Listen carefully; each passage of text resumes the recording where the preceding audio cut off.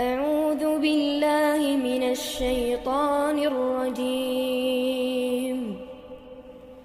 بسم الله الرحمن الرحيم السلام عليكم ورحمة الله وبركاته. إن الحمد لله نحمده ونستعينه ونستغفره ونعوذ بالله من شرور أنفسنا ومن سيئات أعمالنا. من يهده الله فلا مضل له ومن يضلل فلا هادي له. وأشهد أن لا إله إلا الله وحده لا شريك له وأشهد أن محمدا عبده ورسوله لا نبي بعده وبعد. Para hadirin yang saya muliakan, kita masuk pada bab yang ke-10, bab Ud'uni astajib lakum. Bab ini berbicara tentang doa, dan ini salah satu bagian dari aqidah. Kita meyakini bahwa Allah Subhanahu wa ta'ala pemilik langit dan bumi beserta isinya, dan Allah yang mengatur, mengurus, mengendalikan, dan tidak ada kejadian kecuali atas kehendak Allah. Maka bukti kita bergantung kepada Allah salah satunya adalah dengan senantiasa berdoa hanya kepada Allah, tidak berdoa kepada selain Allah Subhanahu wa ta'ala, meminta hanya kepada Allah, berharap hanya kepada Allah. Ini diantara bukti bahwa kita menjadikan Allah sebagai ilahuna, sebagai Tuhan yang wajib disembah. Hanya Allah yang wajib disembah, dan Allah sebagai Rabbuna, sebagai Tuhan yang memelihara, mengatur, mengurus, yang itu konsekuensinya kita hanya menyembah dan beribadah hanya kepada Allah Subhanahu wa ta'ala. Doa juga terkait dengan akidah, karena di dalam doa ada penghambaan diri seorang hamba kepada Allah dengan rasa takut, rasa harap, dan cinta. Maka doa itu huwal ibadah, dan doa itu mukhul ibadah, itu otaknya ibadah, intinya ibadah, karena seluruh makna ibadah itu ada pada doa. Ibadah itu ketundukan hati, kepatuhan yang disertai dengan pengagungan, dan itu terdapat di dalam doa. Juga perasaan bahwa seorang hamba itu fakir di hadapan Allah. Dia tidak punya apa-apa, dan dia tidak punya kekuatan apa-apa, sehingga dia minta kepada yang memiliki apa-apa, segala sesuatu, dan yang memiliki kekuatan. Maka salah satu ibadah yang kita dianjurkan untuk memperbanyaknya adalah berdoa kepada Allah Subhanahu wa ta'ala. Perbanyak doa, baik dalam kondisi senang, lapang, apalagi dalam kondisi sempit, dalam kondisi ada masalah. Dalam semua kondisi perbanyak doa, dan Allah mencintai hamba-hambanya yang berdoa. Semakin banyak seorang hamba berdoa kepada Allah, semakin besar cintanya Allah kepada hamba tersebut. Di antara ayat-ayat Al-Quran yang berbicara tentang masalah doa, bahkan perintah untuk berdoa hanya kepada Allah, di antaranya apa yang termaktub di dalam surat Ghafir ayat ke-60. Allah Azza wa Jalla berfirman, A'udzu billahi minasyaitonir rajim, wa qala rabbukum ud'uni astajib lakum. Wa qala rabbukum ud'uni astajib lakum, dan Tuhanmu berkata, berdoalah kepadaku, niscaya aku akan kabulkan. Dan itu janji Allah, Allah tidak akan menyelisihi janjinya. Dan ini salah satu besarnya manfaat doa. Semua doa kita selain bernilai ibadah juga dikabulkan oleh Allah. Semua doa kita pasti akan direspon oleh Allah dengan respon yang terbaik. Semua doa kita, karena Allah berjanji astajib lakum. Kecuali doa-doa yang di dalamnya ada unsur maksiat kepada Allah, ya, sebagaimana di dalam hadis yang sahih, atau doa dalam rangka memutuskan tali silaturahim. Seseorang berdoa kepada Allah agar hubungan dia dengan si fulan tidak pernah nyambung lagi, agar saudaranya, kakaknya benci terus dengan dia dan dia benci terhadap kakaknya. Itu doa yang tidak benar. Itu doa yang di dalamnya ada unsur memutuskan tali silaturahim. Doa seperti itu tidak diterima oleh Allah. Selain doa-doa yang tidak baik, doa-doa baik itu akan diterima oleh Allah dan direspon, bukan hanya diterima. Ya, kalau manusia itu kan kita ngajukan proposal, itu jawabannya apa? Ya, kami pertimbangkan. Kami pertimbangkan ini bisa jadi sudah ditolak, itu sudah. Cuma halus-halusan aja. Mau ngomong langsung ditolak, ya sungkan. Ya, kami pertimbangkan. Oke, saya bicarakan dulu. Nah, itu biasanya sudah tanda-tanda, sudah alamat, Mas. Ya. Itu sudah. Itu biasanya seperti itu. Tidak dengan Allah kita ngajukan apapun pada Allah, Allah terima dan Allah kabulkan selama kita penuhi syarat. Termasuk syarat itu apa? Bersihkan diri kita dari barang haram. Itu pasti dikabulkan oleh Allah. Tapi kalau dayukulannya haram, uangnya dari wallahi kadzib, ya, wallah plus kadzib, soro.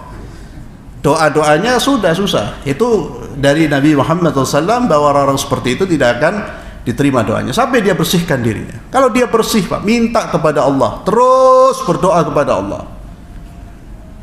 Allah berfirman, wa qala rabbukum ud'uni astajib lakum. Itu jaminan dari Allah Subhanahu wa taala, innal ladzina yastakbiruna an ibadati sayadkhuluna jahannama dakhirin. Sesungguhnya orang-orang yang sombong itu, yang tidak mau menyembahku, akan masuk neraka jahanam dalam keadaan hina dina. Orang-orang yang enggan berdoa kepada Allah, menyombongkan dirinya di hadapan Allah Subhanahu wa taala. Maka hati-hati ikhwani fillah. Kalau kita hidup ini jarang doa, hati-hati, khawatir itu terkait dengan perasaan diri yang merasa bisa tanpa bantuan apapun. Manusia itu kalau merasa dirinya lemah, dia pasti banyak minta kepada Allah.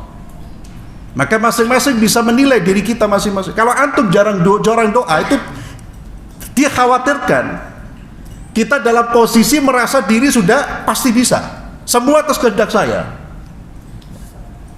Kalau antum merasa lemah dan yakin bahwa itu di tangan Allah, segala sesuatu tangan Allah, setiap perkara, setiap usaha, setiap aktivitas minta dulu kepada Allah. Termasuk ikhwani fillah, kita ini merasa rezeki kita di tangan Allah atau di tangan manusia, itu juga bisa dilihat dari doa kita, Pak. Jadi akidah itu bukan hafalan, akidah itu sikap. Antum ini akidahnya benar itu bukan dari hafalan. Cari rezeki dungo sih apa enggak? Kalau enggak dungo, jangan-jangan dia merasa bahwa rezekinya bukan di tangan Allah tapi di tangan manusia. Kalau dia yakin rezekinya tangan Allah, dia mau berangkat doa dulu sama Allah, hatta sepintar-pintarnya dia. Kalau orang yakin kesembuhan di tangan Allah bukan di tangan dokter, belum berangkat dia minta kepada Allah dulu, ya Allah isfini, ya Syafi isfini. Kalau dia tidak minta kepada Allah ke dokter, wah apalagi lihat dokternya profesor, dokter, profit, plus tanpa dungo, jangan-jangan dia sudah menggantungkan harapannya kepada dokter, dan itu bahaya. Padahal manusia ini tidak punya daya apapun, semuanya pemberian Allah.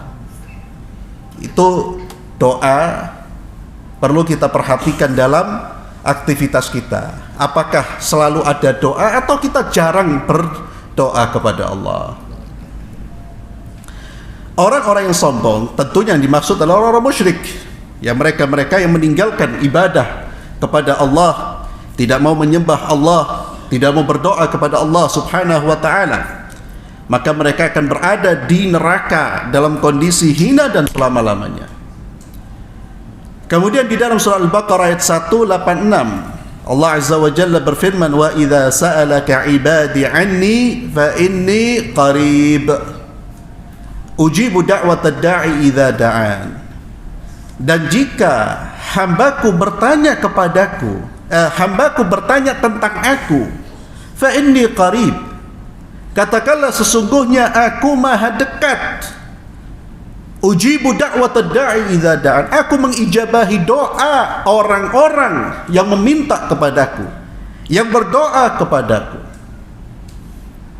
Ini pertanyaan, ayat ini turun terkait dengan pertanyaan beberapa orang yang bertanya kepada Rasulullah, ya Rasulullah, apakah Tuhan kita itu jauh sehingga kita harus teriak-teriak, ataukah dekat sehingga kita cukup berbisik-bisik? Maka tidak perlu berdoa berteriak-teriak, cukuplah berdoa itu kita yang mendengar, dan Allah pasti mendengar. Fa innahu qarib, Allah itu maha dekat. Allah katakan di dalam ayat Al-Quran, fa inni qarib ujibu da'watad da'i idza da'an. Itu jaminan dari Allah. Jangan khawatir dengan doa yang kita panjatkan. Semua doa pasti dikabulkan oleh Allah sesuai dengan kehendak Allah, bukan sesuai dengan kehendak kita. Maka kalau kita sudah berdoa, yakin doa kita sudah terkabul. Jangan samakan Allah dengan manusia. Iki sih Allah gimana ya, kira-kira diterima apa enggak ya? Loh. Bahkan tidak boleh sampai kita mengucapkan kata-kata, ya Allah ampunilah saya jika engkau berkehendak, atau mengucapkan kata-kata yang menunjukkan ketidakpercayaan atau kurang husnudzan kepada Allah. Saya dungo kok tidak dikabul-kabulkan, itu tidak husnudzan, itu bahaya itu. Bahkan itu yang menyebabkan doa kita akhirnya tertolak. Kemudian hadis dari Abu Dzar radhiyallahu tabaraka wa ta'ala an,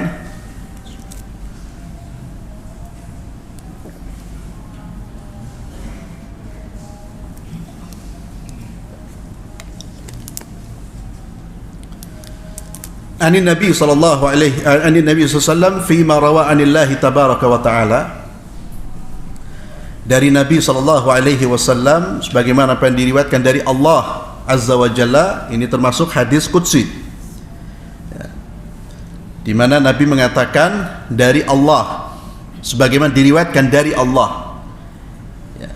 Ini disebut dengan hadis qudsi. Allah azza wa jalla berfirman, tentunya di dalam hadits qudsi, ya ibadi, wahai hamba-hambaku, inni haramtu dhulma ala nafsi wa ja'altuhu bainakum muharraman fala tadhalamu. Wahai hamba-hambaku, sesungguhnya aku haramkan atas diriku perbuatan zalim, maka jangan, dan aku jadikan perbuatan zalim itu haram berlaku di antara kalian. Fala tadzalamu, janganlah kalian saling menzalimi. Jadi perintah dari Allah agar kita tidak saling menzalimi. Larangan dari Allah dari perbuatan zalim. Allah yang maha kuasa saja tidak akan berbuat zalim pada hambanya yang punya segala-galanya. Nah, kita tidak punya apa-apa, baru punya sedikit sudah bertindak zalim ya. Baru duit-duit sedikit sudah membusungkan dadanya, bertindak sakarepe aniaya. Allah pemilik langit dan bumi beserta isinya, pengatur, pengendali semuanya, tidak akan berbuat zalim pada hamba-hambanya. Dan Allah haramkan kezaliman itu berlaku di antara hamba-hambanya. Fala tadzalamu. Maka janganlah kalian saling menzalimi. Ya ibadi kullukum dhallun illa man hadaituhu fastahduni ahdikum. Wahai hamba-hambaku, kalian semua adalah orang-orang yang sesat kecuali orang yang aku beri petunjuk. Maka mintalah petunjuk kepadaku, niscaya aku akan beri petunjuk kepada kalian. Ya ibadi, wahai hamba-hambaku, kullukum ja'i' illa man at'amtuhu. Semua kalian adalah orang-orang yang lapar kecuali siapa yang aku beri makan. Fastat'imuni ut'imkum. Mintalah makan dariku, niscaya aku akan beri makan kepada kalian. Ya ibadi kullukum 'arin illa man kasaituh. Wahai hamba-hambaku, semua kalian adalah orang-orang yang telanjang, illa man kasaituhu, kecuali orang yang aku beri pakaian. Fastaksuni aksukum. Maka mintalah pakaian kepadaku, niscaya aku akan beri kalian pakaian. Artinya apa, ikhwani fillah? Hidayah, persoalan dunia kita itu di tangan Allah. Yang memberikan kepada kita itu Allah. Semuanya milik Allah. Semuanya milik Allah subhanahu wa ta'ala. Rizki di tangan Allah. Dan Allah perintahkan kita untuk minta kepada Allah, jangan kepada makhluk. Berhubungan dengan makhluk hanya sebatas dia sebagai perantara, dia bukan Tuhan. Bukan dia yang mengeluarkan uang kepada saya, tapi Allah. Kalau Allah tidak mengizinkan rizki sampai kepada kita, seluruh manusia mau memberi rizki tidak akan tersampaikan kepada diri kita rizki tersebut. Miliknya Allah. Maka Allah mengajarkan kepada kita untuk tawakal kepada Allah. Melihat manusia itu ya makhluk yang tidak berdaya. Itu salah satu cara biar kita itu bergantung kepada Allah. Lihatlah manusia itu seperti barang kosong, Pak. Antum mau cari rezeki, bukan fulan. Naam, harus ikhtiar, betul. Ikhtiar kenapa? Karena Allah perintahkan kita untuk ikhtiar. Saya ikhtiar kenapa? Karena Allah perintahkan. Kalau Allah tidak perintah, saya tidur. Tapi karena Allah perintahkan saya kerja, Allah perintahkan saya berobat, Allah perintahkan saya keluar, saya berobat, saya bekerja. Kenapa? Karena Allah perintahkan. Dan semua hasilnya bukan karena si fulan, bukan karena si dokter, bukan karena si alan. Hasilnya Allah yang menentukan. Jadi ikhtiar saya itu bukan karena dia, hebatlah. Bukan karena dia kesembuhan saya, rezeki saya lah. Itu jangan sampai kita meyakini seperti itu. Ikhtiar saya kenapa? Karena Allah perintahkan, selesai. Itu bedanya orang beriman dengan orang yang tidak beriman. Persamaannya, orang beriman itu ikhtiar. Orang tidak beriman ikhtiar, tapi dorongan mereka ikhtiar itu beda. Kalau orang beriman, dorongan ikhtiarnya apa? Perintah Allah. Kalau orang yang tidak beriman, dorongan ikhtiarnya apa? Mereka menganggap sebab itu akan melahirkan musabbab. Pasti kalau ini akan melahirkan itu. Belum tentu, Pak. Memang sunnatullah secara umum seperti itu, tapi siapa yang melahirkan? Bukan karena sebabnya, tapi Allah yang membuat sebab ini melahirkan hasilnya. Allah yang menyebabkan. Sehingga terkadang sebab itu sudah jelas, lancar, hasilnya tidak sesuai dengan yang biasa terjadi. Itu Allah beri pelajaran.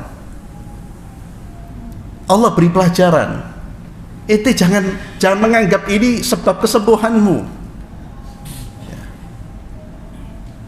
Maka seorang Nabi Allah Ibrahim ketika dibakar, api itu menyebabkan apa? Lodak dingin, biasa secara umum sunnatullahnya. Sekarang panas, ya. Panas. Dan Allah patahkan itu teorinya orang barat itu. Kalau api pasti dingin, pasti menyebabkan terbakarnya benda yang dibakar tersebut, yang kena api tersebut. Maka Allah beri pelajaran, kalau Allah tidak berkehendak tidak akan terbakar itu. Maka siapa yang membuat dia terbakar bukan apinya, tapi Allah subhanahu wa ta'ala. Allah menjadikan api sebagai wasilah yang bisa Allah rubah sekehendak Allah. Itu pelajaran akidah yang terkadang kita belum tuntas, karena terbiasa kita membahas akidah soal ruwet-ruwetnya, debatable-nya, yang seneng debat-debat seneng kita. Sifat-sifat Allah yang jelimet-jelimet itu kemudian disampaikan secara umum, akhirnya menimbulkan perdebatan. Sehingga 2-3 tahun belajar akidah, ya hatinya bergantung kepada makhluk, jadi penjilat, penipu. Tapi di otaknya hafal dia dalil-dalil akidah itu. Kenapa? Ya itulah, kita belum sampai meresapi.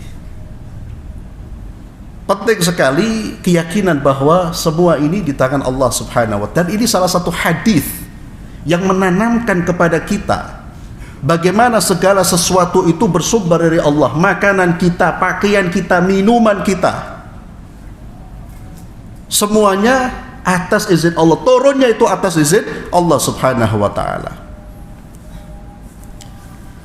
Kemudian Allah berfirman, ya ibadi innakum tukhti'una bil laili wan nahar.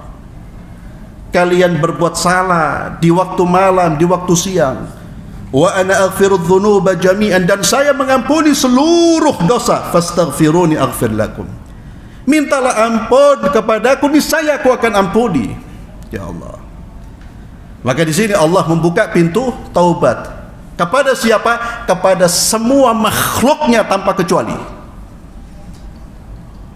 Bahkan Allah katakan kalian berbuat salah. Tukhti'un itu berbuat salah terus menerus, Pak. Billail di waktu malam, wan nahar di waktu siang. Duso tok gaya duso. Apa kata Allah? Mintalah ampun kepadaku, datanglah kepadaku, fastaghfiruni aghfir lakum. Tidak ada dosa yang tidak diampuni oleh Allah subhanahu wa ta'ala, kecuali orang yang mati dalam keadaan musyrik. Itulah makna dari firman Allah subhanahu wa ta'ala, innallaha la yaghfiru yushraka bihi wa yaghfiru ma duna dzalika liman yasha. Kemudian ya ibadi, wahai hamba-hambaku, innakum lan tablughu dharri fatadurruni wa lan tablughu naf'i fatanfa'uni. Wahai hamba-hambaku, sesungguhnya kalian tidak akan bisa menyampaikan mudarat kepadaku sehingga aku mengalami mudarat. Tak bisa. Tidak ada siapapun yang bisa memudaratkan Allah, dan tidak ada yang bisa menyampaikan manfaat kepada Allah. Allah tidak butuh, karena Allah yang maha kaya, yang memiliki segala-galanya. Maka di sini kita diingatkan, perbuatan kita itu bukan karena Allah butuh akan perbuatan tersebut. Perbuatan baik kita itu kebutuhan kita. Bahkan jangan beranggapan saya berbuat baik karena fulan membutuhkan. La, saya berbuat baik karena saya butuh perbuatan tersebut. Karena amal kebaikan itulah yang akan menyelamatkan saya. Maka kalau antum diberi kesempatan berbuat baik, termasuk sedekah, infak, berterima kasih pada orang itu. Allah jadikan antum sebagai sarana untuk saya untuk berbuat kebaikan. Itu pandangan ulama salaf seperti itu, Pak. Kalau ada orang datang, dia ngasih sedekah, dia berterima kasih. Bukan malah dia minta orang itu berterima kasih, lah dia yang berterima kasih. Jazakumullah khair. Antum yang telah menjadikan saya menjadi hamba-hamba Allah yang bisa berbuat kebaikan sebagai sarana. Itu karena apa? Sudut pandang. Jadi bukan kita, bukan Allah yang butuh kebaikan kita, tapi kita yang butuh kebaikan. Dan itu salah satu tips untuk mendorong kita berbuat baik. Ingat bahwa saya berbuat baik karena ini kebutuhan saya. Karena kebaikan amal soleh itu bekal yang akan menyelamatkan saya ketika saya meninggalkan dunia. Bekal yang akan menyelamatkan saya ketika saya tertidur hidup di alam barzakh itu hanya amal soleh, Pak. Sayara kita tinggal, rumah kita tinggal.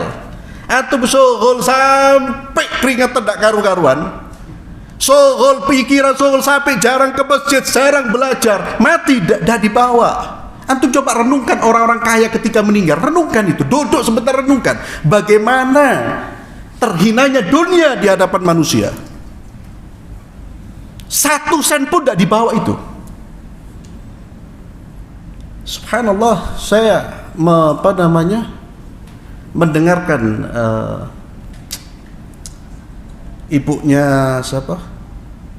Ya Allah, gubernur yang anaknya mati di Swiss, Ridwan Kamil. Itu ada satu ucapan dari istrinya luar biasa itu. Itu orang berpikir. Dia mengatakan dia berpikir anaknya itu sekolah sampai Swiss, mau Swiss, punya ini punya itu, tapi ketika dia nyemplung, dia tinggalkan semua dunianya dan selesai dalam sekejap dia tinggalkan dunianya. Lalu dia berkesimpulan, dunia itu kita tinggalkan, yang kita 1 sen pun tidak kita bawa itu. Lu kok ngoyo gara-gara dunia, tukaran gara-gara dunia, anak terus dikejar dunia. Ya akhi, datang kematian dalam hitungan sekejap, hartanya miliaran hilang, sudah selesai. Yang dia bawa amal soleh, yang dia bawa itu amal solehnya. Kalau amal solehnya nggak ada, jarang ke masjid, jarang ngaji Quran, tidak mau belajar agama, hatta doktor kerja di Jepang, Amerika, Swiss, Inggris, mati tidak bawa amal soleh, nangis dia, dan menangis orang tuanya. Dia sampai itu sampai saya ulang-ulang itu, subhanallah. Dia berpikir anak ini nyemplung, dia tinggalkan jam mewah, semuanya dia tinggalkan, selesai sudah. Sekolahnya semuanya selesai. Itu terkadang peristiwa-peristiwa yang terkadang kita lewatkan. Kita jarang merenung karena banyaknya softo, sampai ngubur pun softo kita orang. Ya karena kan softo, Pak. Ya, softo itu guyonan.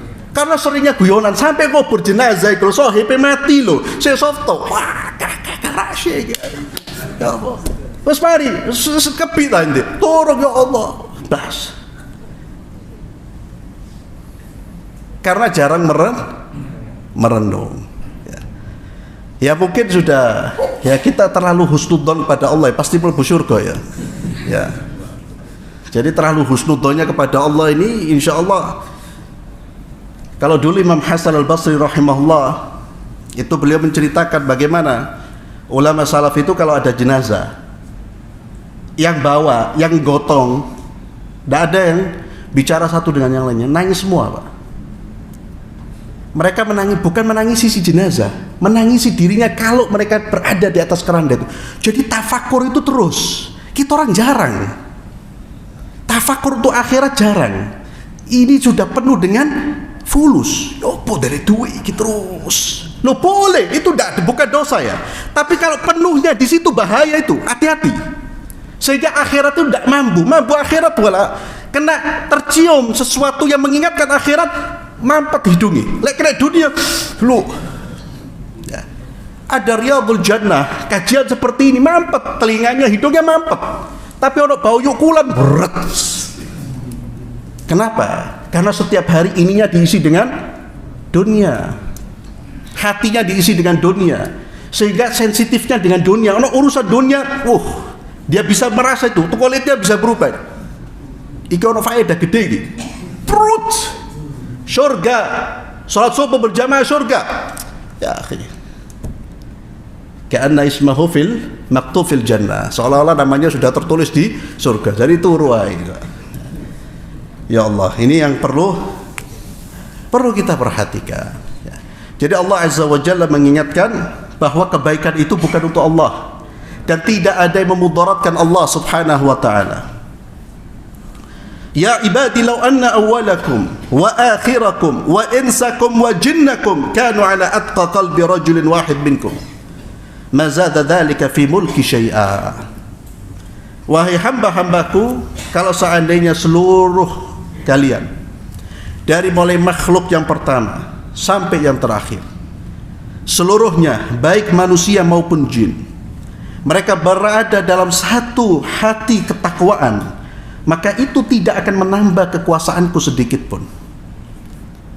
Ketakwaan manusia tidak akan membuat Allah semakin besar. Allah tetap maha besar, sekalipun seluruh dunia, seluruh makhluknya durhaka kepada Allah. Tidak menggoyangkan kekuasaan Allah, tidak mengurangi kekayaan Allah. Karena Allah tidak butuh, kita butuh kepada Allah. Ya ibadi law anna awwalakum wa akhirakum wa insakum wa jinnakum kanu ala afjari qalbi rajulin wahid ma naqasa dhalika min mulki syai'an. Demikian pula sebaliknya, kalau seluruh makhluk itu manusia dan jin, dari sejak Allah ciptakan yang pertama sampai yang terakhir, semuanya fujur, durhaka semua kepada Allah, tidak akan mengurangi kekuasaan Allah subhanahu wa ta'ala. Ya ibadi, wahai hamba-hambaku, law anna awwalakum wa akhirakum, jikalau seluruh dari kalian, seluruh makhluk, dari yang pertama yang aku ciptakan sampai yang terakhir, baik dari kalangan manusia dan jin, qamu fi sa'idin wahid, berdiri di satu hamparan yang luas, mereka semua berkumpul, seluruh makhluk manusia dan jin, lalu semuanya meminta kepadaku dan aku berikan satu persatu permintaan mereka, tidak mengurangi sedikit pun dari kekayaanku, kecuali seperti jarum yang dimasukkan ke dalam lautan, dimasukkan kemudian dikeluarkan. Apa yang terkurang? Tidak ada terkurangi. Dan di sini Allah Maha Kaya. Kalau minta kepada Allah itu minta yang besar, minta yang besar. Tapi kalau minta jangan dunia saja, ya. Ini penting. Kalau minta jangan dunia saja. Dungo ini mulai dari sholat subuh sampai subuh lagi, ya Allah, rizik fitunya, surganya, azab kuburnya, walah satu kalimat diucapkan lah. Maka minta dunia, minta selamat di akhirat, minta dunia yang barakah. Silakan minta kepada Allah, dan jangan takut mau minta sesuatu yang besar. Jangan takut selama kita pantaskan diri kita di hadapan Allah subhanahu wa ta'ala, ya. Ya ibadi innama hiya a'malukum uhsiha lakum, wahai hamba-hambaku, sesungguhnya itu amalan-amalan kalian. Uhsiha lakum, amalan yang aku hitung dan jaga. Artinya semua amalan kita tercatat, terjaga di dalam catatan Allah. Tidak ada satu pun yang terlewatkan dari catatan Allah, satu pun, sedikit pun, sekecil apapun, baik itu amalan kebaikan, amalan keburukan, atau amalan keburukan. Thumma uwafikum iyaha, kemudian aku akan berikan balasannya kepada kalian secara sempurna. Faman wajada khairan falyahmadillah, barang siapa yang mendapati kebaikan, balasan kebaikan, maka hendaknya dia bertahmid kepada Allah. Wa man wajada ghaira dzalik fala yalumanna illa nafsa, dan siapa yang mendapati balasan selain balasan kebaikan, maka janganlah dia mencela siapapun kecuali dirinya sendiri. Hadis diriwayatkan oleh Imam Muslim. Maka di dalam hadis ini kata Syekh, hadzal haditsul qudsi asy-syarif fihi fawaid katsira, bahwa di dalam hadis ini ada fawaid katsira, banyak pelajaran. Minha tahrimudz zulm, diharamkannya kita berbuat zalim. Wan nahy an yaqa'a fihi al-muslim fayadhlib ghairahu, larangan seorang muslim jatuh pada perbuatan zalim sehingga dia menzalimi saudaranya. Kezaliman ikhwani fillah bisa dengan lisan kita. Lisan mencela, merusak kehormatan, menggunjing, itu kezaliman dengan lisan. Hati-hati. Atau kezaliman dengan kekuatan kita, dengan fisik kita. Kita pernah memukul orang, menendang orang karena ingin menzalimi dia. Itu tidak akan lepas, tidak akan dilepas oleh Allah subhanahu wa ta'ala sampai yang bersangkutan memberikan maaf kepada kita. Atau kezaliman dengan harta, kita mengambil hartanya, mengambil tanahnya, mengambil satu cuil hartanya, Kata Nabi SAW, man kanat indahu madlimah, siapa yang di dunia ini punya hutang kezaliman, yakni dia pernah menzalimi orang lain, falyatahallalhu al-yawm, sekarang kata Nabi minta dihalalkan, selesaikan sekarang ini. Sekarang di hari ini selesaikan.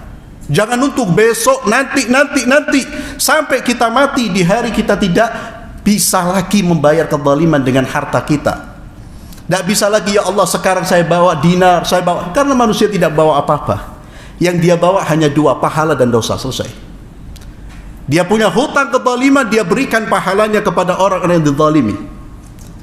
Bahkan kalau dia sudah selesai membayar kezaliman dengan amal salehnya, ternyata belum cukup membayar kezaliman yang dia lakukan terhadap orang yang berbuat zalim, dosanya orang yang dizalimi dilimpahkan kepada dia. Itu yang kemudian kata Nabi akan terjadi di hari kiamat. Akan ada manusia muflis, kata Rasulullah sallallahu alaihi wasallam. Al-muflis, orang yang bangkrut. Siapa? Man ya'ti bi salatin wa siyamin wa zakatin wa ya'ti wa qad syatama hadha wa qadhafa hadha. Muflis itu orang yang bangkrut, itu dia datang bawa di hari kiamat bawa pahala salat, Pak. Artinya di dunia dia salat, bukan tak salat. Fayati bi salatin wa siyam, puasa dia. Bahkan zakat keluarin. Wa ya'ti wa qad syatama hadha. Tapi dia juga bawa dosa syatam. Syatam itu mencaci maki orang. Hati-hati. Dan selalu saya ingatkan ikhwani fillah, hati-hati dengan lisan. Ini dosanya orang-orang yang ahli sholat. Orang kalau ahli sholat puasa, itu hampir kecil kemungkinan dia zina, mencuri, hampir kecil kemungkinan mencuri, zina, apalagi. Tapi yang ini besar masian, karena faktanya masih banyak ya, sholatnya rajin tapi hadanya na'udzubillah, rajin juga mencaci maki orang, rajin ngerasani orang. Wa ya'ti wa qad syatama hadza wa qadhafa hadza. Dia di dunia ternyata pernah menuduh orang-orang yang baik dengan tuduhan berzina, menuduh wanita si fulan zaniyah. Hadza kalam khatar ya akhwan. Hatta kita lihat wanita penampilannya tidak benar, hati-hati dengan tuduhan dia berzina. Belum tentu dia berzina. Dan nuduh wanita berzina itu harus punya bukti, 4 orang saksi. Betapa mudahnya kita sekarang menuduh orang, atau tuduhan-tuduhan yang lain. Dan sering saya sampaikan, jangan jatuh dalam perangkap syaitan melalui lisan kita. Ketika syaitan sudah tahu kita ini sudah tidak bisa dialihkan dari masjid, ahli masjid, tidak bisa dialihkan untuk berbuat syirik, tidak bisa dialihkan untuk berbuat mungkar yang lain, maka syaitan masuk dari emosi kita, dari lisan kita. Ternyata ini yang paling mudah bagi orang-orang yang terlihat soleh, lisannya. Dan juga saya ingatkan antum ya ikhwan, apalagi lisan itu mencela gara-gara urusan politik. Wallahi eman ya akhi, gara mendukung akhir waktu keluar kata-kata yang ya akhi, itu akhirat kita pertaruhkan. Kita tidak sadar syaitan masuk. Yang boleh itu amar ma'ruf nahi mungkar di depan orangnya. Itu amar ma'ruf nahi mungkar. Si fulan datangi bla bla bla. Tapi atau ngobrol kemudian nyilono fulan munafik PKI munafik. Dan ternyata di sisi Allah dia bukan orang munafik, kembali ke kita. Siapa yang tahu dia munafik di sisi Allah? Siapa yang tahu? Siapa lagi sampai mengkafirkan? Oh, iki kafir wong iku. Lu drotok kita orang dengeri. Tapi rejal santai ngomong itu. Miskin apa? Lisan ya akhi. Hati-hati dengan kebangkrutan di hari kiamat. Orang yang bangkrut sekali lagi kata Nabi apa? Bukan orang yang meninggalkan ibadah. Lah, ibadahnya jalan terus. Tapi hadanya bahaya. Tangannya bahaya. Jadi jangan nekatlah kita mengorbankan ibadah-ibadah kita itu dengan apa? Dengan lisan. Banyak diam, Pak. Banyak diam. Bahkan ngelihat sesuatu, kalau kita belum bisa ma'ruf nahi mungkar, doa ya Allah beri hidayah. Kalau tidak beri hidayah, binasakan. Sebari. Daripada ngomong ngumpat. Saya ketemu si fulan ya. hadza kafir. Lu, Imam Bukhari itu kalau ngomong tentang perawi, sekalipun pendusta, itu ngomongnya diperhalus. Itu imam besar dan takut rotok ngomongnya. Kita orang ambil enteng, ya. Ngilono orang itu ya Allah tanpa beban. Tanpa beban. Kadang-kadang kalau diingatkan ya akhi, jaga lisanmu. Ndak apa-apa, jelas ngono. Lu ndak manfaatnya apa? Antum ngomong itu emosi muncul, racun keluar di tubuh. Si fulan ndak denger, ente sing sumpek. Belum lagi dosa. Si fulan ndak denger ngomong apa itu. Wah, si fulan saya enak-enak logo-logoan. Itu terkadang hati-hati. Jangan jatuh kepada kezaliman, termasuk kezaliman qadzaf. Qadzaf itu melemparkan tuduhan. Walaupun dalam biasanya qadzaf itu bagi wanita-wanita berzina atau laki-laki yang baik dituduh berzina, hati-hati. Tapi juga vonis-vonis yang lain juga hati-hati. Jangan korbankan akhirat kita. Kemudian saya lanjutkan sedikit al-irsyad ila du'a wa talabil hajat minallah. Petunjuk di dalam hadis ini agar kita berdoa dan meminta hajat dari Allah dalam semua urusan, minta hidayah. Dan sini penting, satu hal yang penting, hidayah di tangan siapa? Allah. Jangan pernah memutuskan hidayah dari manusia. Si fulan tidak mungkin dapat hidayah. Lah, hati-hati Pak. Ya, ente bukan Tuhan ya akhi. Si fulan. Dan kita kalau melihat orang belum dapat hidayah, jangan pernah berputus asa Pak. Salah satu cara kita meminta hidayah, minta kepada Allah, ya Allah berilah fulan hidayah. Kita melihat saudara kita, kerabat kita, kawan kita umpamanya, dia orang baik tapi belum dapat hidayah sholat, minta sama Allah, karena di hidayah tangan Allah. Minta terus kepada Allah, ya Allah, ya Allah, terus minta kepada Allah, berikan si fulan hidayah. Demikian pula makanan, minuman dan seterusnya. Dan yang terakhir ikhwani fillah, dari aspek kezaliman tidak hanya berbuat zalim, tapi kita juga diperingatkan dari membantu orang-orang yang berbuat zalim. Para ulama salaf memberikan nasihat, siapa yang memberi bantuan kepada orang yang terzalimi sampai dia mendapatkan haknya kembali, maka Allah akan teguhkan kakinya ketika dia melewati jembatan sirat di akhirat. Kalau dia menolong saudara yang terzalimi sampai haknya kembali. Sebaliknya, barang siapa yang menolong orang yang berbuat zalim di dunia, dia tolong, dia tidak berbuat tapi dia mendukung, menolong, Allah akan gelincirkan kakinya ketika dia melewati jembatan. Hati-hati ikhwani fillah. Saya sering sampaikan ini, kalau dalam urusan ini hati-hati kalau antum jadi apa? Muhami, pengacara. Ya Allah. Karena biasanya pengacara itu membela yang bayar. Itu kalau antum tidak hati-hati, zalim dibela, apalagi aparat pembela kezaliman, ya Allah, berat. Ya, berat itu. Dunianya habis, akhiratnya lebih parah nanti. Jadi jangan pernah membantu kezaliman, hatta dia kerabat kita, hatta dia keluarga kita. Kalau sudah berbuat zalim, kita bara, berlepas diri dari kezaliman dan orang-orang berbuat zalim agar kita selamat di hadapan Allah Subhanahu wa taala. Kita akhiri dengan doa kafaratul majlis. Subhanakallahumma bihamdik, asyhadu an la ilaha illa anta astaghfiruka wa atubu ilaik. Assalamualaikum warahmatullahi wabarakatuh.